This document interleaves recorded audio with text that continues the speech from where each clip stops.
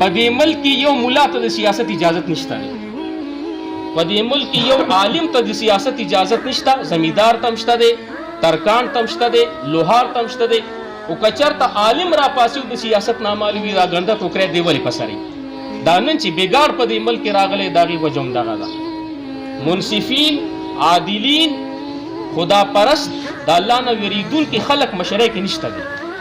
هر یو سړی ځان له طرف وایي. او بل درخواست مې دا دی، او تاسو ټول نه زما ګیلم ده، ټولو پاټو والا دلته ناست ولې صرف زموږ دنیاوي مسایل دي.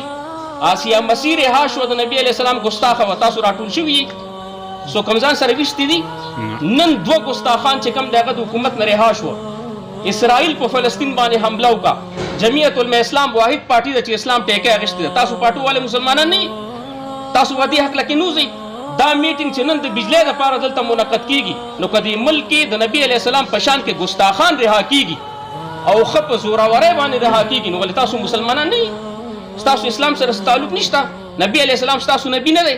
تاسو مونږ ائمو له چېرته راغلي یې چې مولانا صاحب بطور امام په دې معامله کې مونږ تاسو ټول در سره یو.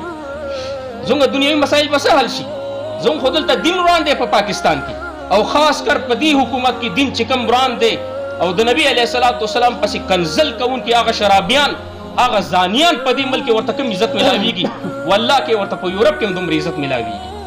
یو ګپ شپ د اسلام نه جوړ دی. نو زما دا درخواست هم دی چې څنګه دې مسلې له دا مشران راټول شو، سبا چې په اسلام باندې سره راځي او د نبي علیه السلام په ذات باندې راځي، دا قسم وکړي او دا وکړي، هغې دپاره مو راټولېږي انشاءالله. چې پیدا شوي یو په دې کلي کې اجتماعي کارونه څومره پاټۍ تېرې شوي دي، څومره کارونه شوي دي، هغه د هر یو سړی را میدان ته کې چې یاره چا څومره کار کړی دی. نو بهرحال زه اوږدول خبره نه غواړم، خو مقصد زما د خبرې دا دی، په دې کلي کې دی، که اچیني پایان کې دی، که اچیني بالا کې دی، که میره کې دی، موجوده حکمران پارټي چې کوم د هغې دپاره منډه والې شوي ده که نه ده والې شوي؟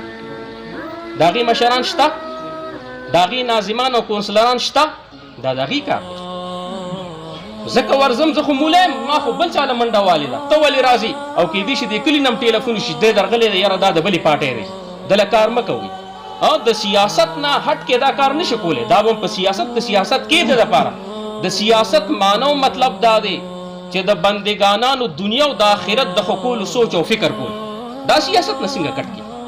د دنیا منډه که د ام سیاست سره تړلې شوې ده، که د آخرت منډه د عام سیاست له تړلې شوه. نن د هر جماعت امام سیاسي دی. نن مونږه دویمه ورځ ده چې استسقا دپاره خلک روباسو، ټول قوم دپاره دعا کوو، د باران دپاره دعا کوو، د بجلی دپاره دعا کوو، د ګیس دپاره. زه لګیم دغه سیاست کوم، زما الله سره تعلق دی، زه د بندګانانو تعلق الله سره جوړوم. او زما پارټي چې کله بیا په دغه کې راشي، بیا به انشاءالله د کلي والا منډه نه وي، بیا به زه وام. ما MNA له منډه والې ده، هغه په دغه کې راغلو، اختیارات هغه سره دي، زه به د کلي والا یو هم نه پازابم، زه به هغه سره کښېنم. تاله ما منډه والې ده، تاله ما منډه والې ده، ته به زما حیا ساتي د کلي والو دپاره، ته ما دپاره منډه وې، MPA ته به یې کښېنم، ته ما لروره دا کار کې. او الحمدلله موږ پې کړي دي، شوي هم د دې کلي کې. دا د حکمران پارټۍ چې کوم بر سره اقتدار ده، په دې کلي کې هم خلک شته دی، په چې دواړه چینو کې هم خلک شته دی. دا منډه به دی وایي. ها که دې نه بیا پاتې شوه او دې وي چې زموږ MPA MNA اوس مونږ نه پېژني، مونږ ولوټ غوښتی دی، زموږ کوڅې له راغلی دی، خو اوس چې زه حجرې ته ورځم ما نه پېژني، نو بیا ما له راشه، زه به له جومات کې اعلان هم کوم، جمعه کې به د اعلان کوم، او د جمعې نه به در سره خلک ټول ګروپ انشاءالله روان